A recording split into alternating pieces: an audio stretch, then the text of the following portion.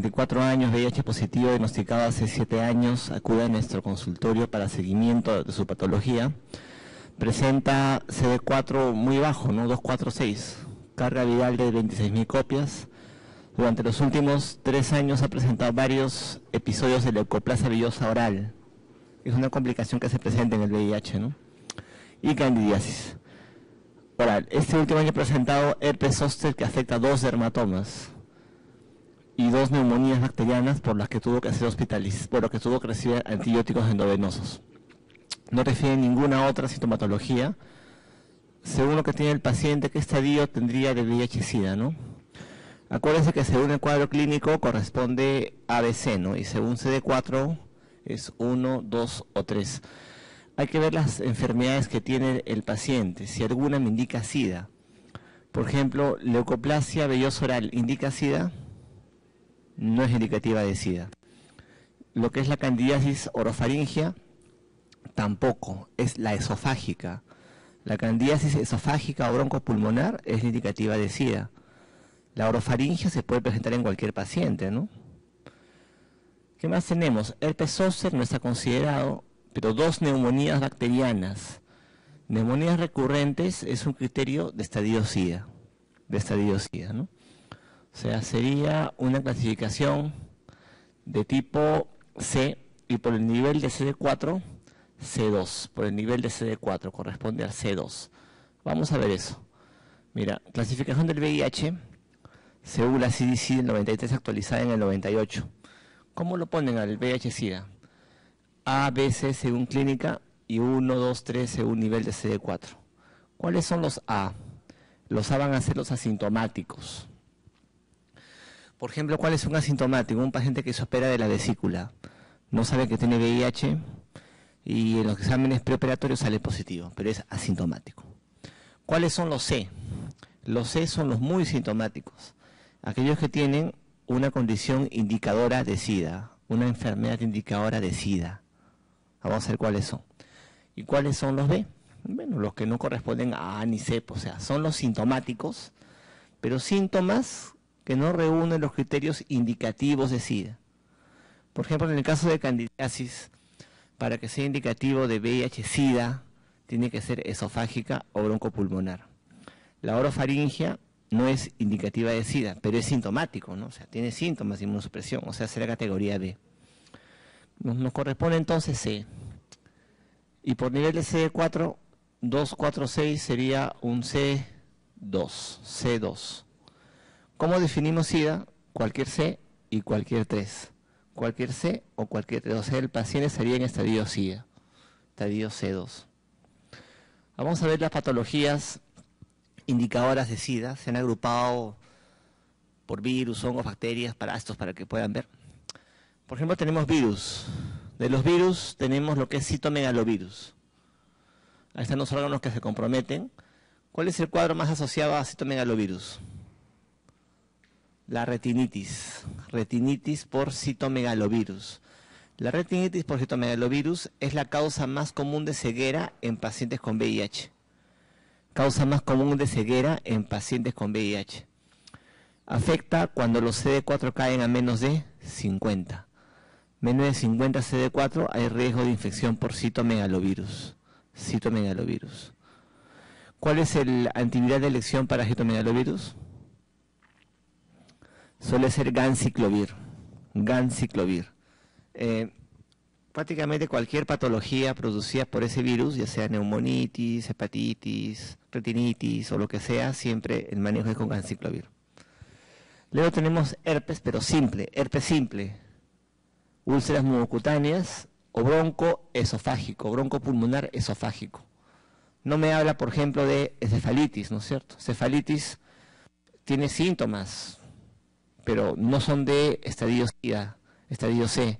¿Será qué cosa? B, ¿no es cierto? Sintomático B. O sea, me interesa no solamente el agente infeccioso, sino también dónde se encuentra.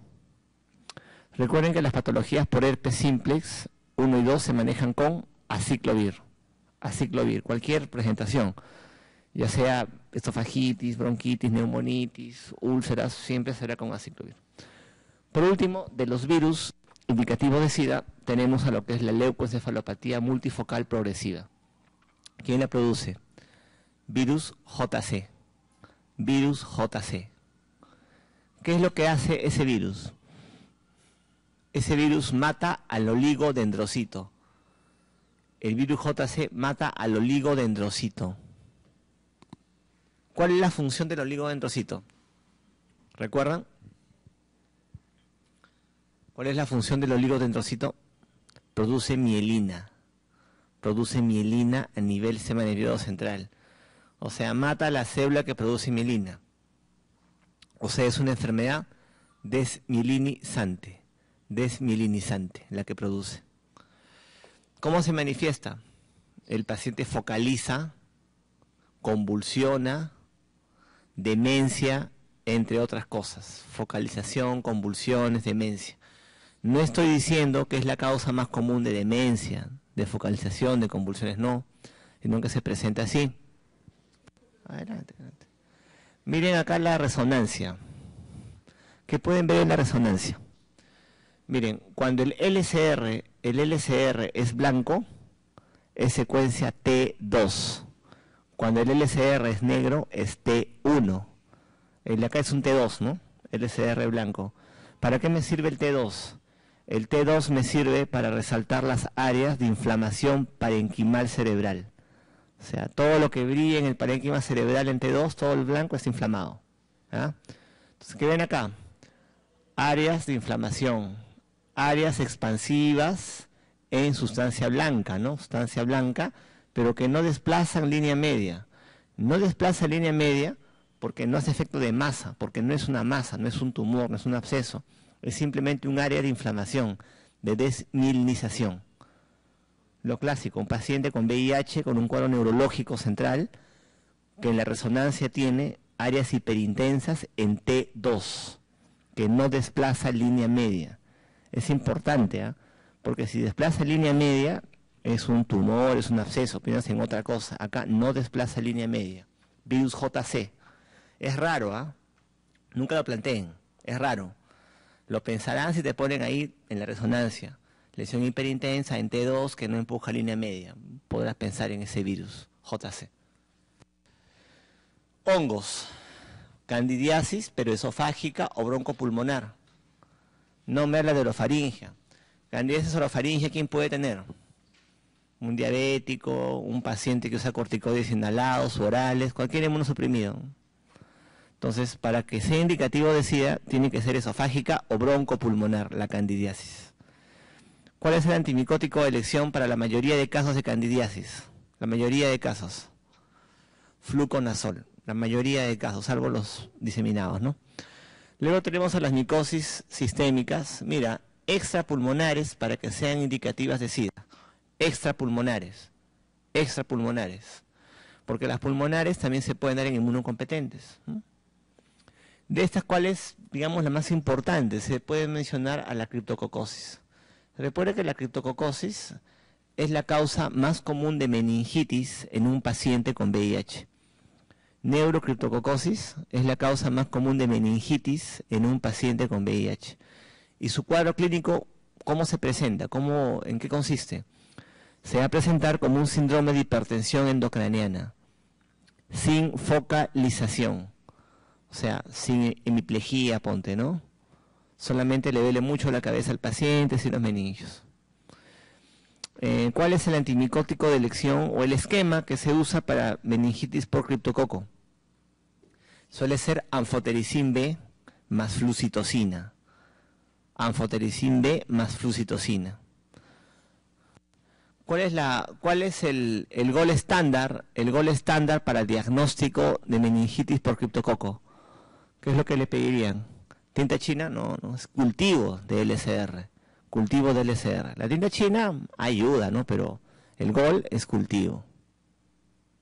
Otra prueba que vamos a pedir para el diagnóstico, que es más sensible que la tinta china, es el látex para el criptococo. Criptolátex en sangre. Criptolátex, cultivo, y también le piden tinta china, pues, ¿no? Como pueden ver acá los hongos capsulados. Miren acá cómo están los hongos, el muguet en el esófago, ¿no? Luego tenemos neumonía por neumocistis. Recuerden bien esa placa.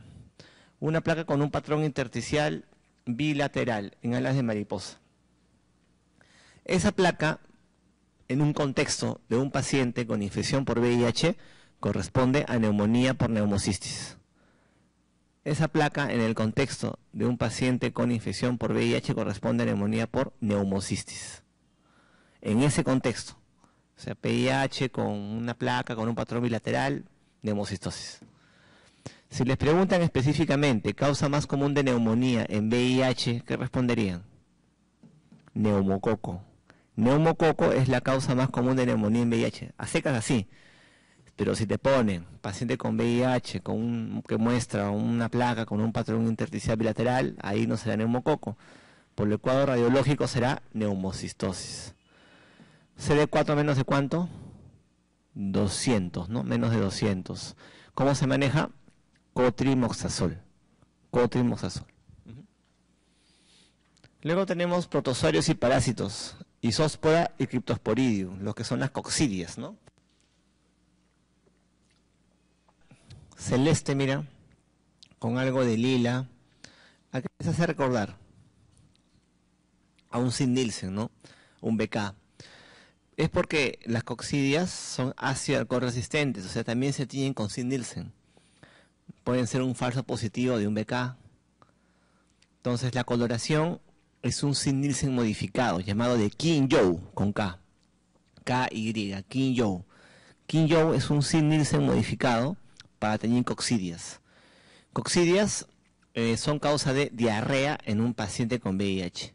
Diarrea en un paciente con VIH. Si les preguntan cuál es la manifestación más común clínica de un paciente con estadio SIDA, ¿cuál será? La diarrea. La manifestación más común de un paciente con estadio SIDA es la diarrea. Estrongiloidosis, pero cuadros diseminados. Acá tenemos un larva filariforme, mira, estrongiloides. Larva filariforme de estrongiloides. Cuadros sistémicos, estrongiloidosis. ¿Cuál es la forma infectante del estrongiloides? Recuerden, justamente es la larva filariforme, ¿no? A través de la piel. ¿Cuál es el antiparasitario de elección para estrongiloidosis?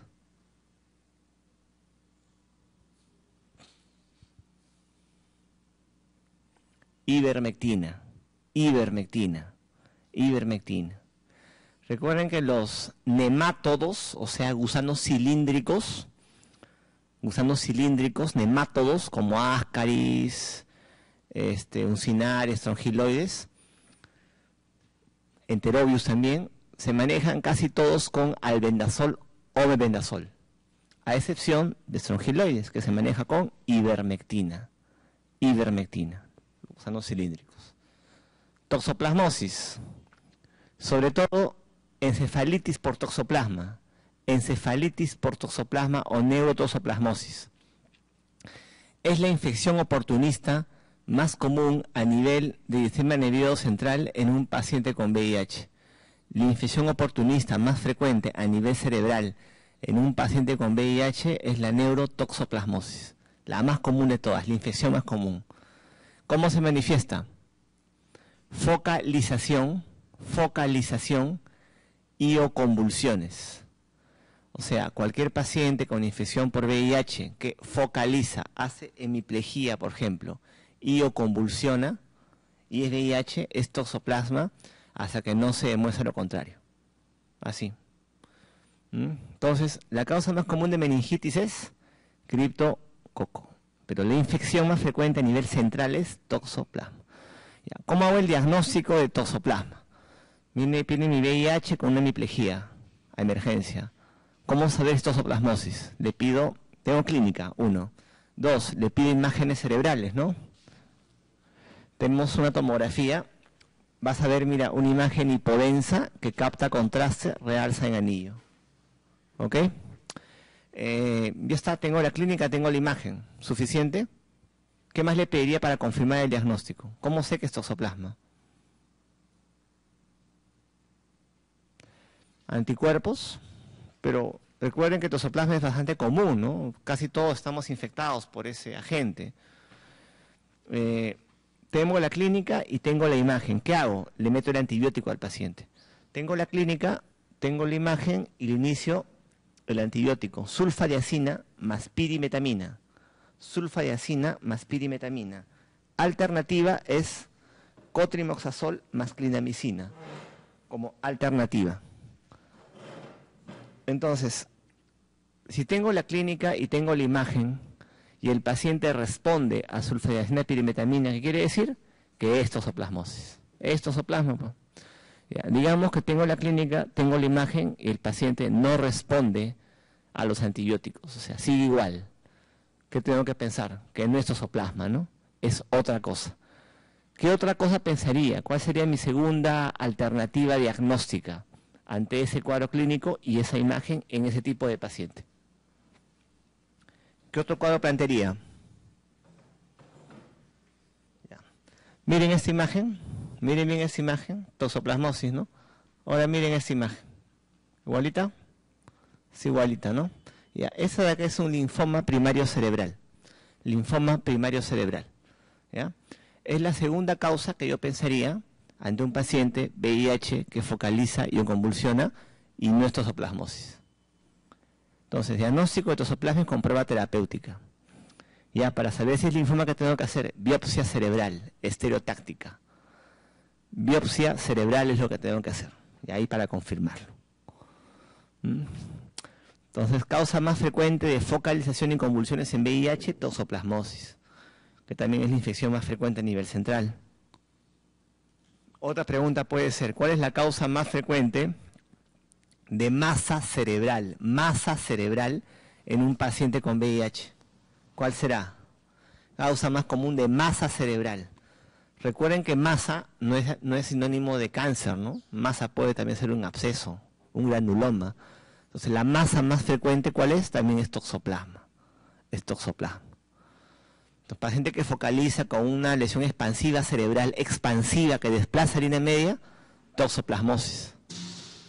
Paciente VIH que focaliza con lesión expansiva a nivel cerebral, que no desplaza línea media, ¿qué será? Al inicio le dije, ¿no? Leucoencefalopatía multifocal progresiva, ¿no? Eso me daría lesiones hiperintensas en T2, ¿no? O sea, tienen que verlo desde ese punto. Cánceres y VIH. El VIH per se no produce cáncer. ¿Qué es lo que produce cáncer? El VIH asociado a otro tipo de virus. Por ejemplo, VIH más qué virus produce cáncer invasivo de cervix. Papilomavirus humano, ¿no es cierto? Papilomavirus humano más VIH, riesgo de cáncer de cervix. Sarcoma de Kaposi, herpes 8. Y linfomas, Epstein-Barr. ¿Cuál es el cáncer más común asociado a VIH? Sarcoma de Kaposi. Sarcoma de Kaposi viene a ser el cáncer más común asociado a pacientes con VIH. Vamos a verlo más adelante. Y tenemos otras patologías también, por ejemplo, TBC pulmonar o extrapulmonar. Basta que el paciente tenga tuberculosis para que ya sea indicativo de SIDA. Basta que tengas TB, pulmonar o extrapulmonar, para que sea indicativo de SIDA. La tuberculosis es la infección oportunista que puede presentarse con cualquier nivel de CD4. No interesa el nivel de CD4 del paciente, se puede presentar lo que es la tuberculosis.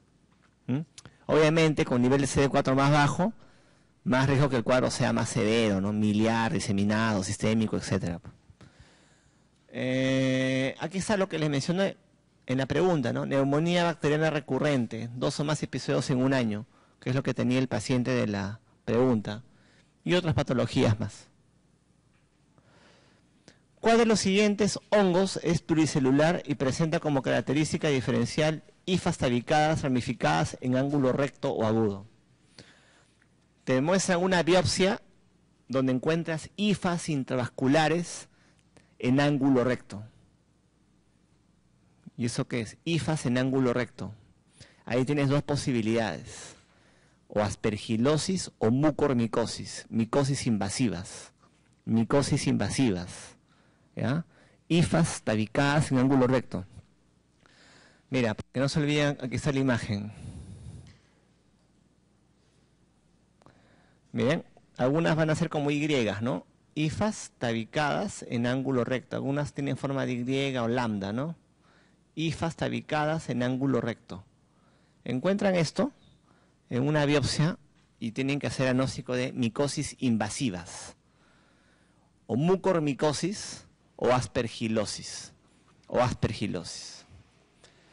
De los aspergillus, la especie más común es Aspergillus fumigatus. Aspergillus fumigatus, es el más común.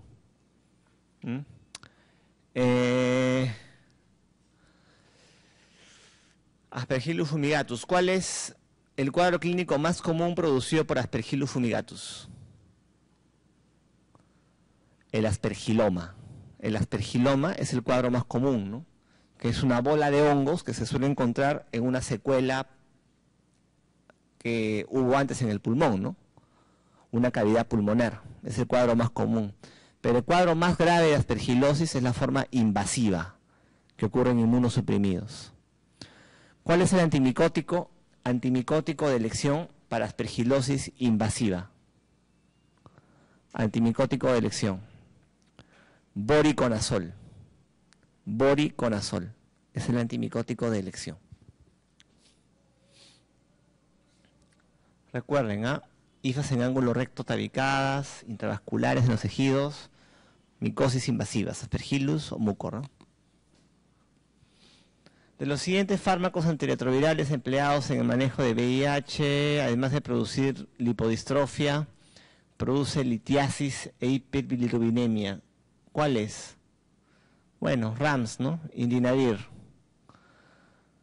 Nefrolitiasis. Los cálculos más frecuentes, ¿cuál es su composición? ¿Cuáles son los cálculos más frecuentes?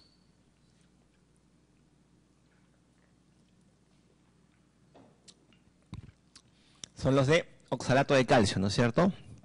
Hablemos un poco de lo que es el targa. ¿Cuándo se indica targa? Según la guía vigente. Según los niveles de CD4, si les preguntan por niveles de CD4, menor o igual de 500. Si te preguntan por CD4. También tenemos otras condiciones independientes de la clínica o de CD4. O sea, acá no me interesa el nivel de CD4 ni la clínica del paciente. Basta que sea gestante, que tenga enfermedad renal, que tenga una enfermedad autoinmune, etcétera, para indicar targa. Luego tenemos lo que es infección aguda por VIH. ¿Qué es la infección aguda por VIH?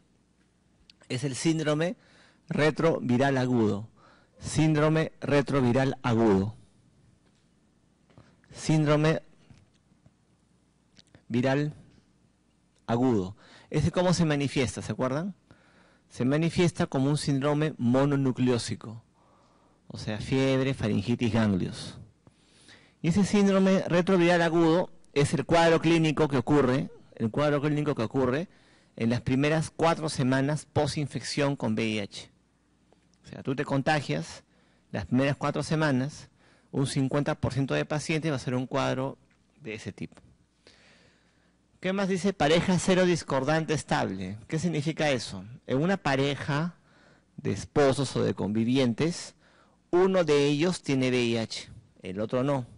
Al que tiene VIH, igual se le da targa, independientemente de su CD4, ¿no? O su clínica, para evitar que contagie a la pareja que no lo tiene. O sea, en una pareja de convivientes o esposos, si uno tiene VIH, se le da targa, independientemente de su nivel de CD4, para evitar que le contagie a su pareja. Ahora, te ponen un montón de indicaciones con niveles y te ponen una última que te destruye todo, ¿no? Miren, cualquier otro caso de acuerdo al criterio del médico, o sea, dale tú a quien quieras darle, ¿no es cierto? Por eso que actualmente el targa se le ofrece a todos los pacientes. La idea es que el paciente no llegue a estadios avanzados de inmunosupresión. Se le da de arranque. Esa es la idea. ¿Cuál es la combinación que se deja de la estructura? 2 nucleócidos, 1 nucleócido. 2 nucleócidos como tenofovir y emtricitabina, TDF-FTC, y 1 nucleócido como efavirenz. Tenofovir, emtricitabina, efavirenz. Es lo que dejamos. Ya no se sugiere el uso de sidobudina, por ejemplo.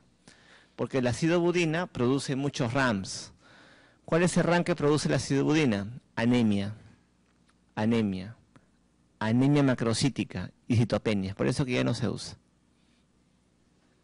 Los RAM de los fármacos, que son múltiples en sí, ahí está lo que les mencioné, anemia macrocítica por ácido budina. Y los nuevos fármacos tienen RAMs que son raros o más leves que los anteriores, ¿no? Bueno. Mira, cálculos de oxalato de calcio son los más comunes y son radioopacos. Segundo lugar, tenemos los de estrubita, también llamados coraliformes, porque tienen la forma, mira, ¿no? La forma de la piel renal, como un coral, con los cálices y todo. Son posinfecciosos, no son infecciosos. ¿Qué germen es el más asociado? El Proteus, ¿no? Mirabilis, Proteus mirabilis. También es radiopaco. Luego tenemos los de ácido úrico. Y mira, los de ácido úrico pueden ser radiolúcidos. Cistina y otros. Dentro de otros, ¿cuál está? Justo indinavir, que también puede ser radiolúcido. Entonces, ¿cuáles son los radiolúcidos? Los de ácido úrico y producidos por indinavir, justamente. Los demás son radiopacos, ¿verdad? Cálculos casi todos, excepto ácido úrico, indinavir, ¿verdad? Son radiolúcidos. A ver, Ascaris es el mayor nematodo intestinal parásito de la especie humana. Llega a alcanzar 40 centímetros de longitud. El cuadro clínico se debe a la hipersensibilidad pulmonar y a los fenómenos del intestino. En el transcurso de la migración pulmonar puede haber fiebre, tos y eosinofilia, síndrome de Loeffler. Lo último que te dice es la migración de un gusano hacia la parte alta del esófago, puede causar tos y expulsión por la boca. Ascaris, ¿cómo se contagia el Ascaris? Dice, gesta de verduras contaminadas con larvas, penetración por la piel, consumo de carne infestada por larvas, ingestión de verduras contaminadas con quistes, ingestión de verduras contaminadas con huevos embrionados. Se contagia por quiste, por larva o por huevos. Por huevos, ¿no es cierto? Huevos que se encuentran, que salen por las heces. ¿Quién se transmite a través de la piel? ¿Qué parasitosis suele contagiarse a través de la piel? Las uncinarias. Uncinarias, y también se contagia así, ¿cuál? Uncinarias y estrongiloides, ¿no? Una filariforme a través de la piel. Consumo de carne de cerdo con larvas. Esto es típico de la infestación por una tenia, ¿no es cierto? Solium osaginata. Una teniosis se contagia justamente por ingesta de larvas, llamados cisticercos, que se encuentran en la carne de cerdo. ¿No? Recuerda que la ingesta de la carne de cerdo con cisticercos me da el gusano adulto, la tenia. Loeffler es la neumonía eosinofílica asociada a parasitosis, ¿no? ¿Qué gusanos son los que me dan este síndrome? Los que hacen ciclo de Loss, sobre todo. Recuerden que algunos nemátodos, antes de llegar al intestino, hacen un ciclo previo de circulación pulmonar, llamado ciclo de Loss. ¿Cuáles son esos gusanos? Ascaris, estrongiloides y uncinarias. Entonces, a su paso por el pulmón, me pueden producir una neumonía llamada eosinofílica. ¿Cuál es la característica de las neumonías eosinofílicas? Mira, tienen un infiltrado periférico, parchado periférico, de la periferia al ilio, de la periferia al ilio. Algunos lo ponen como el negativo, el inverso del edema agudo de pulmón. El negativo del edema agudo de pulmón. La placa de un edema pulmonar, ¿cómo es? Ilio fugal, ¿no es cierto? Ilio fugal. ¿Cómo es acá? De la periferia al ilio. Es la clásica placa de neumonías eosinofílicas. Les preguntan por un gusano, ¿ya? O sea, ¿cuál es el gusano que con más frecuencia mete síndrome de Loeffler? Marcan Ascaris. Es el más asociado. Ascaris. Nemátodos. Son los gusanos cilíndricos, nemátodos. Algunos de ellos son conocidos como geohelmintos, geohelmintiasis. ¿Qué es un geohelminto? Acá hay el minto cuya forma infectante, ya sea larva o huevo, se encuentra en la tierra, en el suelo. Un geohelminto o una geohelmintiasis es aquella cuya forma infectante se encuentra en la tierra. O sea, la forma infectante, huevo o larva, tiene que pasar necesariamente por el suelo, en la tierra, para madurar ahí o fertilizarse. ¿Por qué digo esto? Porque hay otras infestaciones por nemátodos como la oxyuriasis, enterobiasis, que no es una geohelmintiasis, porque el huevo ya sale del ano maduro, listo para contagiar. No requiere el suelo. ¿Quiénes requieren el suelo? Las que están ahí, ¿ya? Ascaris, uncinarias, estrongiloides y tricocefalosis. Trichuris trichura, ¿no? Trichuriosis. Estas de acá van a necesitar que el huevo o la larva pase por el suelo necesariamente. Son geohelmintos. ¿Cuál es el cuadro clínico clásico de cada una de estas? Recuerden que la mayoría de parasitosis van a ser asintomáticas. ¿Ah? Tú tienes tu gusano y nunca te das cuenta que lo tienes, ¿no? A veces me dan cuadros clínicos clásicos. Por ejemplo, ascariosis. ¿Qué es lo que me deja? Obstrucción intestinal. No clásico. Uncinarias. Miren cómo las uncinarias, que son el Necator americanus y las Xylostoma duodenalis, en su aparato bucal tienen una serie de dientes, ¿no? Que hace que se enclaven a la mucosa del intestino y son hematófagos. O sea, producen anemia ferropénica. Es la parasitosis que más me da anemia ferropénica, la uncinariosis. ¿Qué más tenemos? Estrongiloidiosis, cuadros diseminados en inmunosuprimidos. Y trichuris trichura, prolapso rectal. Es la parasitosis más asociada con prolapso rectal. Recuerden que el antiparasitario de elección en la mayoría de estos nemátodos suele ser albendazol o mebendazol. ¿Excepto en cuál? Estrongiloides, ¿no? ¿Ahí cuál es? Ivermectina. ¿Qué cosas mejora? ¿Albendazol o mebendazol? Lo que pasa es que el albendazol se absorbe mucho mejor. Tiene mejor absorción. Albenda tiene mejor absorción que mebendazol. O sea, teóricamente mejor es albendazol. Pueden usar uno u otro, ¿no? Teóricamente sería albenda. Albenda o mebenda. ¿Ya? A excepción de cuál, estrongiloides, que requiere ivermectina. ¿Cómo se transmite la ascariosis? Ingesta de huevos, vía oral. Uncinarias, estrongiloides, por larva filariforme, a través de la piel. Trichuris, ingesta de huevos, ¿no? Huevos, ascaris, trichuris, larva filariforme por la piel, uncinarias, estrongiloides, ¿no? Fiebre 39 grados, náuseas, vómitos, cefalea, 3 horas de evolución, dolor abdominal, diarrea, mialgias. Tiene fiebre, 3 horas de evolución, mialgias, diarrea, dolor abdominal, eritodermia macular difusa, quemadura solar, hipotensión, alteración de la función hepática y renal, como alteración de enzimas hepáticas, creatina, bilirrubinas, plaquetopenia, la CPK total incrementada, cultivos negativos en todo lado, no hay antecedente patológico de interés ni ningún viaje. ¿Cuál es el diagnóstico del paciente? Síndrome de piel escaldada estafilocócica, esto me daría ampollas, ¿no es cierto? Escarlatina va con infecciones estreptocócicas de la faringe, amigdalitis. No hay cuadro de eso. Shock tóxico, estafilocócico, estreptocócico, fiebre de las montañas rocosas, ¿no? Eso acá no existe, ¿no? Rickettsiosis. Recuerden que esta enfermedad es producida por una rickettsia, ¿no? Rickettsia rickettsii, que ocurre en Estados Unidos. Acá en Perú son comunes las rickettsias.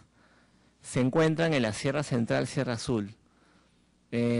Tifus exantemático es lo que se encuentra, por Rickettsia prowazekii, que me da un cuadro de fiebre, cefalea, mialgias y rash. Fiebre, cefalea, mialgias, rash, Sierra Central, Sierra Sur, y Ayacucho, Cusco. No es tan común por estas zonas, por ejemplo. ¿Cuál es la alternativa acá? Vamos a ver, mira, shock tóxico, estafilocócico. Miren el cuadro, fiebre, mialgias, diarrea, hipotensión, rash, trastorno hepático y renal, plaquetopenia, cultivos negativos en todo lado. Entonces, fiebre, más de 8.9, 29 grados, Hipotensión menor o igual de 90, tiene 90. Rash, tiene el paciente rash. Descamación es lo que falta. Eso es lo clásico del shock tóxico estafilocócico. Un par de semanas luego del cuadro, las palmas y las plantas se descaman, se esfacelan. Compromiso al menos de 3 órganos o sistemas. Tiene compromiso muscular, ¿no? Elevación de enzimas musculares. Tiene también compromiso renal, dicen, compromiso hepático, también hematológico. O sea, hay compromiso sistémico. Y cultivos negativos. Cultivos negativos. ¿Por qué no puede ser el estreptocócico? Suele ser menos severo. Y en el estreptocócico sí suele haber evidencia clínica de infección estreptocócica. Por ejemplo, una celulitis o una amigdalitis estreptocócica. O sea, sí vas a ver ahí la infección estreptocócica. En cambio, en este paciente, no. Te pone bien claro que no hay evidencia de una infección en sí, porque los cultivos son negativos a todo nivel. Es un diagnóstico interesante, ¿no? Hipotensión, entonces, con exantema. Hipotensión con rash. Hipotensión con rash, ¿no es cierto? Hipotensión con rash y un compromiso sistémico. Podrían plantear shock tóxico estafilocócico, ¿no? Es por una toxina estafilocócica. La toxina puede ser secundaria por una celulitis anterior, un tapón vaginal también, que es, dicen antiguamente, la causa más frecuente, o también por ingesta, pero no hay una evidencia de una infección. ¿Cómo se maneja eso? Soporte nada más. Soporte y el cuadro pasa en una semana más o menos. Tinción ácido alcohol resistente se usa para micobacterias, ¿no? Obviamente. ¿En cuál de los siguientes microorganismos se puede usar la tinción ácido alcohol resistente? O sea, ¿cuál otro agente también me podría dar una tinción ácido alcohol resistente positiva y no ser tuberculosis? Ya lo dijimos, ¿no? Giardia, Cryptosporidium, Pneumocystis, Legionella, Trichomona. Recuerda que Cryptosporidium también es ácido alcohol resistente, ¿no es cierto? Coccidias, Isóspora, Ciclóspora, Cryptosporidium. Coloración de King-Joe, síndice modificada. Causan diarrea en VIH. Ya saben, les mencioné que la manifestación clínica más común de un paciente con estadio SIDA es la diarrea. La diarrea en parte es producida por coccidias. ¿Cuál es el esquema para diarrea en VIH? VIH con diarrea, Cotrimoxazol, antibiótico de elección. Porque en parte me cubre justamente coccidias, sobre todo Isóspora y Ciclóspora. Cryptosporidium no. Cryptosporidium lo cubre el mismo targa. O sea, el mismo targa, al elevar la inmunidad en el paciente, va a eliminar al Cryptosporidium. Tener en cuenta eso. Entonces, un Sid-Nielsen positivo en heces, un BK positivo en heces, no es diagnóstico de tuberculosis. Me habla de presencia de micobacterias en la mayoría de casos. Que lo más común sea tuberculosis es otra cosa. Recuerden que lo que manda para TB es el cultivo finalmente, ¿no? Incluso otros agentes me pueden dar también un Sid-Nielsen positivo, ¿no? Como el de acá. 54 años, alcohólico, siempre miren el antecedente, acude a urgencias por fiebre, tos, expectoración purulenta, sanguinolenta. La placa tiene un infiltrado neumónico en el lóbulo superior con abombamiento de la cisura interlobar superior. Infiltrado con abombamiento cisural y derrame pleural. Leucocitosis de visión izquierda, ¿no? Es diabético. Etiología más probable: neumococo, estafilo, pseudomonas, hemophilus, Klebsiella pneumonia. ¿Cuál es el más probable acá? Si te preguntan a secas, paciente diabético y alcohólico con neumonía, marcas neumococo, ¿eh? Porque es la causa más común de neumonía en todos los pacientes. Pero acá te ponen algunas características interesantes. Te ponen este infiltrado en el lóbulo superior, ¿no es cierto?, con abombamiento cisural. O sea, una neumonía muy exudativa que me empuja la cisura hacia abajo. Es típica de la neumonía por Klebsiella neumonía. Se me dejó entender. Te ponen paciente diabético y alcohólico con neumonía, neumococo, ¿no? Es el más común. Pero si te ponen algunas características de Klebsiella, como esta, es Klebsiella. Entonces, Patrón radiológico de neumonía. Neumonía neumocócica. ¿Qué es lo que me da? Consolidación lobar. Consolidación lobar. Lobar. ¿Ok? Lo más común es en el lóbulo inferior derecho. Hemófilus influenza. Miren, es una consolidación multilobar. Consolidación acá, acá y acá, ¿no? Sobre todo se ve en pacientes con enfermedad pulmonar crónica, tipo EPOC, por ejemplo. Estafilococo aureus, ¿qué es lo que me deja? Abscesos pulmonares múltiples, empiemas, abscesos pulmonares múltiples, neumonía estafilocócica. Recuerden que Estafilococo aureus ingresa por una puerta de entrada, o sea, iba por vía hematógena al pulmón. Llega al pulmón por vía sanguínea, por vía hematógena. Tiene siempre una puerta de entrada como antecedente. ¿Qué significa eso? ¿Cómo empieza el cuadro clínico del paciente? Puede empezar con una celulitis, un corte, artritis séptica, una vía central infectada, nodenosas, etc. Y de ese punto de entrada, por vía hematógena, se va al pulmón. Y me da así abscesos pulmonares múltiples. Miren la cisura que está acá. Miren esta cisura. ¿Ya? Neumococo. Ahora miren esta otra. Abombamiento cisural.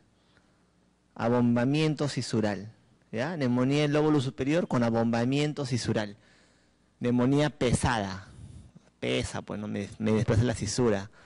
Tanta pus produce que empuja la cisura hacia abajo. Ese cuadro radiológico es típico de la neumonía por Klebsiella. Y si se dan cuenta, mire, esa consolidación es homogénea, ¿no? Al medio está más oscurito, como que se estuviera abscerando, ¿no? Entonces, ¿en quiénes se presenta Klebsiella? ¿En qué contexto? Diabéticos, alcohólicos, desnutridos, EPOC. Diabético, desnutrido, alcohólico, EPOC. No estoy diciendo que es la causa más común de neumonía en esos pacientes, ¿ah? Sino que se presenta con ese antecedente. Te ponen diabético, alcohólico con neumonía, neumococo, ¿no? Pero si te ponen diabético o alcohólico o con EPOC, con neumonía, que me empuja la cisura hacia abajo, ahí sí marca Klebsiella. También me da un esputo clásico semiológico, que es un esputo en jarabe de grosella. En jarabe de grosella, que es una gelatina roja que bota el paciente con expectoración. Importante que sepan entonces patrones radiológicos de neumonía. A ver, te ponen todo un caso clínico. El carbunco corresponde en la forma cutánea, mácula rojiza, progresa pápula, vesícula, pústula, rodeada de una úlcera necrótica. Bueno, manejo de elección para el carbunco, producido por Bacillus anthracis. ¿Con qué se maneja el carbunco? Peni, cipro, eritro, tetra, CAF. ¿Qué le doy al paciente? Penicilina. Alternativa, ciprofloxacino. Entonces, carbunco. Carbunco. También conocido como anthrax maligno. Anthrax maligno o carbunco. Pero mejor llamado carbunco. Mejor llamado carbunco. Es producido por Bacillus anthracis, que es un germen formador de esporas. ¿Ese germen se encuentra en dónde? Se encuentra en el intestino de animales de granja, en el ganado, ovino y vacuno. O sea, va a haber un antecedente siempre, ¿ya? Trabajas en un camal, es agricultor, ganadero, veterinario, algo por el estilo, ¿ya? Ahora, lo que me da la enfermedad es el contacto con la espora.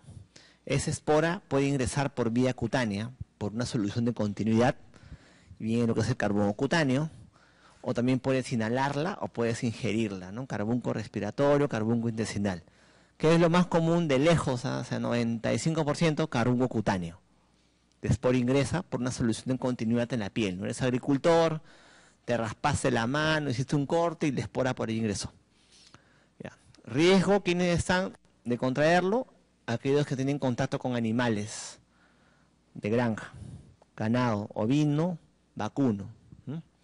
Formas clínicas, ya les mencioné, cutáneo, respiratorio, intestinal, meningio. La más común es la forma cutánea. ¿Cuál es la evolución de la lesión cutánea? Mira, todo empieza con una pápula eritematosa pruriginosa. Pápula eritematosa pruriginosa. Esa pápula se convierte en una ampolla hemorrágica. Siempre indolora, pruriginosa. Esa ampolla hemorrágica se llama pústula maligna. O sea, pápula eritematosa pruriginosa se transforma en ampolla hemorrágica o pústula maligna. ¿Mm? Esa pústula se revienta y me deja esto, una escara necrótica, rodeada, mira, de edema. Escara necrótica rodeada de edema. Siempre indolora, siempre pruriginosa. Si tú eres cirujano y ves una escara media necrótica, ¿qué quieres hacer? Quieres sacarla, ¿no es cierto? Ya. La escara en carbunco no se saca, porque corres el riesgo de diseminar la infección. No se saca, se deja antibióticos, como los que les he mencionado. Acá hay un problema. ¿Ya? A veces Bacillus anthracis, carbunco, lo van a encontrar como anthrax, ¿no? Anthrax, carbunco, piensan que son sinónimos. El problema surge al traducirlo al inglés.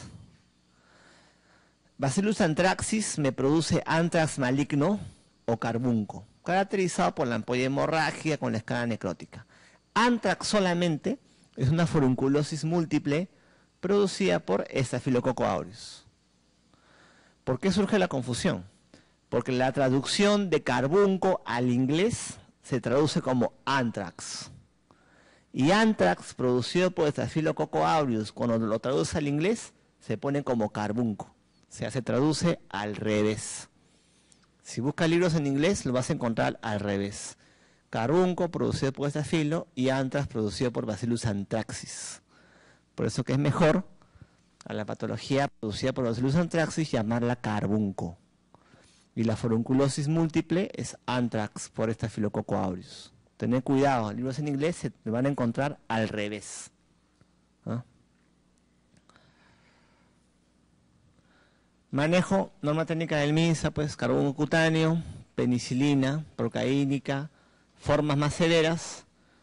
Este edema maligno es la forma más severa de carbunco cutáneo. La forma más severa de carbunco cutáneo se llama edema maligno. ¿Ya? Aparte de la lesión de la escara necrótica, hay un área de empastamiento cutáneo, como una celulitis se forma, bien fea. Edema maligno, la forma más severa de carbunco cutáneo. Se maneja con lo mismo, solamente que por más días y más dosis, ¿no? Primera línea, penicilina, segunda línea, cipro, ¿no? Según la norma técnica vigente.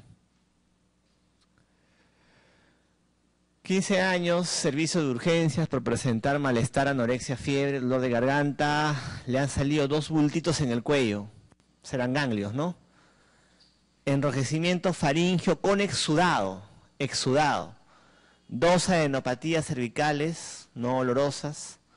Hipersensibilidad en el área hepatoesplénica. Hipersensibilidad, o sea, parece que duele a nivel del hígado. Bueno.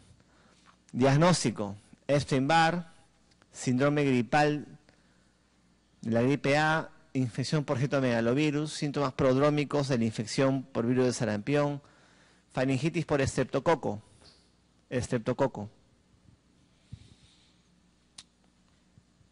Te ponen fiebre, tiene faringitis y tiene ganglios, ¿no es cierto? ¿Cómo se llama eso? Síndrome mononucleósico. Tú me dirás de arranque, Epstein-Barr, ¿no? Sin embargo, te llama la atención que la faringitis tenga exudado. Ese exudado quizá te haga marcar lo que es estreptococo piógenes, ¿no es cierto?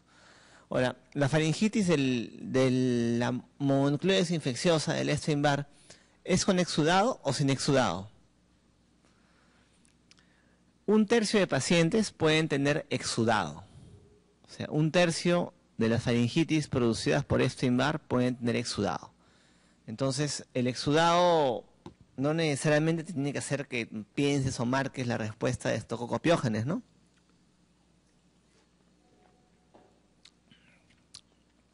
¿Qué tienes que ver entonces? Búscale otros signos clínicos u otras complicaciones del virus Epstein-Barr. Por ejemplo, el Epstein-Barr me da esplenomegalia, hepatomegalia, sí, ¿no? Es algo que no me lo daría, por ejemplo, una faringitis por Streptococcus, ¿no? El Streptococcus me puede dar faringitis con exudado, un ganglio, fiebre, pero no tiene por qué meterse con el hígado del vaso, ¿no? Si bien en cierto no hay hepatoesplenomegalia, acá te lo ponen sin hepatoesplenomegalia, sí hay hipersensibilidad a la palpación del área hepática, ¿no? Como que hubiera un tipo de hepatitis o distensión del hígado. Acuérdate que el hígado no duele, ¿no? ¿Qué es lo que duele? La cápsula de Gleason, ¿no? O sea, si se distiende el hígado, ahí comienza a doler. Entonces, probablemente sea cierto grado de hepatomegalia que clínicamente no es evidente, pues habrá que pedir una ecografía quizás. Entonces, asumimos que tiene hepatomegalia y que tiene un cuadro mononucleósico. Si no te das cuenta de esto, pues, por el exudado marcarás de tococopiógenes, ¿no? Pero tienes que preguntarte, pues, ¿el piógenes me da hepatomegalia? No, ¿no es cierto? Entonces, la causa más común de cuadro mononucleósico, ¿cuál es? Es Epstein-Barr, ¿no? Epstein-Barr. Síndrome gripal, citomegalovirus, no tiene mucho que ver acá. Mononucleosis infecciosa. Esta es una enfermedad producida por el virus Epstein-Barr, que es el herpes virus tipo 4. El Epstein-Barr viene a ser el herpes virus tipo 4. Y se caracteriza por el síndrome mononucleósico. La mononucleosis infecciosa se caracteriza por el síndrome mononucleósico, que tiene una triada clásica, ¿no? Que es fiebre, faringitis y ganglios. Fiebre, faringitis y ganglios, síndrome mononucleósico, cuya causa más frecuente es el virus Epstein-Barr. El síndrome mononucleósico producido por Epstein-Barr se llama mononucleosis infecciosa. Pero como es un síndrome, puede tener varias causas, pues. La causa más frecuente es el Epstein-Barr. Bueno, ahora, ¿la mononucleosis infecciosa por Epstein-Barr solamente me da esa triada? No. También, ¿qué puede haber? Te pueden poner fiebre, faringitis, ganglios y hepatoesplenomegalia, enantema, exantema, ictericia, cefalea, artralgias, mialgias, náuseas, vómitos. O sea, no pienses que solamente existe esta clínica. También te pueden poner clínica asociada, lo cual te puede ayudar. Porque si te ponen faringitis con exudado, estás a punto de marcar estreptococcus, por ahí que te ponen hepatoesplenomegalia. Eso no es piógenes, rash, enantema, ¿no? Entonces son signos o síntomas que me pueden ayudar a decir que es Epstein-Barr. Incluso, tampoco esperes que te pongan los 3 signos y signos clásicos, ¿ah? Te pueden poner solamente 2, fiebre y ganglios con hepatoespleno y ser Epstein-Barr. Una cosa es lo clásico y otra cosa es lo que tú vas a ver. Ahora, este rash, el exantema, ¿cuándo ocurre? ¿Siempre ocurre? No. Ocurre sobre todo cuando el paciente usa aminopenicilinas. Si el paciente usa aminopenicilinas, amoxicilina o ampicilina, ahí va a ocurrir este exantema. Mira, ¿qué es en la placa? Una opacidad en mi abdomen izquierdo. Acá vemos el hígado y acá vemos un vaso inmenso con un área hipodensa periesplénica. Esplenomegalia masiva. Esplenomegalia masiva es cuando el vaso sobrepasa la línea media y llega incluso hasta la fosa ilíaca. Una causa de esplenomegalia masiva es Epstein-Barr. Y esta área hipodensa periesplénica, ¿qué cosa es? Sangre. Ruptura espontánea de vaso. Es causa de ruptura espontánea de vaso. La causa más frecuente de ruptura espontánea de vaso va a ser lo que es malaria por Vivax. Y la segunda causa ahí nomás va a ser lo que es Epstein-Barr. Mira, rash, exantema, rash. Ese rash ocurre sobre todo cuando el paciente usa aminopenicilinas. Aminopenicilinas. Miren acá la lengua. Una lesión blanquecina en el borde de la lengua. Leucoplasia villosa oral. Leucoplasia villosa oral. ¿Diferencial con qué? Con Cándida albicans, ¿no? Con candidiasis. ¿Cómo se diferencian? La candidiasis sale en toda la boca. Sale con el raspado y me deja una base eritematosa. La candidiasis sale en toda la boca. sale con el raspado y me deja una base eritematosa. En cambio, la leucoplasia vellosa oral solo sale en el borde de la lengua y no sale con el raspado. Y recuerden que la leucoplasia vellosa oral es una lesión premaligna, ¿no es cierto? Es una pre-NM, ¿no? Premaligna. Se transmite por la saliva. Por eso que también se llama enfermedad del beso. Recuerden que este Epstein-Barr es un herpes virus, no es el herpes virus tipo 4. ¿Cuál es la característica del herpes virus tipo 4? ¿Cuál es su característica? Característica del herpes virus tipo 4. Y en general, de los virus herpes, es la latencia. Los virus herpes, en general, su característica es la latencia. O sea, permanecen latentes, durmientes dentro de algunas células por mucho tiempo.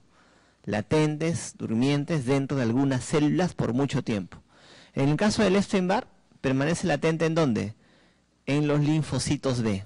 Infecta el linfocito B. ¿Ya? ¿Y qué hace con el linfocito B? Este virus herpes inmortaliza al linfocito B. Hace que el linfocito B se vuelva inmortal. ¿Y qué pasa con una célula cuando se vuelve inmortal? ¿En qué se puede transformar? En cáncer, ¿no es cierto? Por eso que Epstein-Barr me da linfomas. Ahora, hace que esta célula B induce al linfocito B a que me produzca anticuerpos heterófilos. A que me produzca anticuerpos llamados heterófilos. ¿Cuál es la característica de los anticuerpos heterófilos? Que como dice acá, me aglutinan eritrocitos de ovejas y caballos. O sea, el virus que infecta la célula B hace que ésta produzca anticuerpos que aglutinan eritrocitos de ovejas y caballos. Entonces, yo voy a enfrentar suero del paciente infectado por Epstein-Barr con una muestra que contenga eritrocitos de ovejas y caballos. Y si estos se aglutinan con el suero del paciente, quiere decir que en el suero del paciente hay anticuerpos heterófilos. Esa es la prueba de Paul Bucknell. La prueba de Paul Bucknell me demuestra la presencia de anticuerpos heterófilos en el suero del paciente. En el paciente, o sea, cuadro mononucleósico más Paul Bucknell positivo igual mononucleosis infecciosa, ¿no? Infección por Epstein-Barr. Ahora, no solamente hace eso, ¿eh? Mira, también me produce una activación de las células T. Y una célula T activada es un linfocito atípico. Linfocito atípico, que no es igual a hablar de blastos, ¿eh? Un blasto es una cosa y un atípico es una cosa distinta. Un blasto es una cosa y un atípico es una cosa distinta. Los atípicos, linfocitos, se encuentran sobre todo en infecciones virales. Infecciones virales, linfocitos atípicos, hasta el 20%. Un blasto es una cosa distinta, leucemia. Ese linfocito atípico les puede ayudar en el diagnóstico. Te ponen, por ejemplo, paciente con fiebre y faringitis con exudado. Tú marcarás piógenes, ¿no? Ya, pero te ponen y linfocitosis atípica. Son espiógenes, pues, es un Epstein-Barr. Recuerda que lo clásico es fiebre y faringitis ganglio, pero lo clásico no siempre te lo ponen, ¿no? Te pueden poner 2 signos nomás y busca cuadros asociados.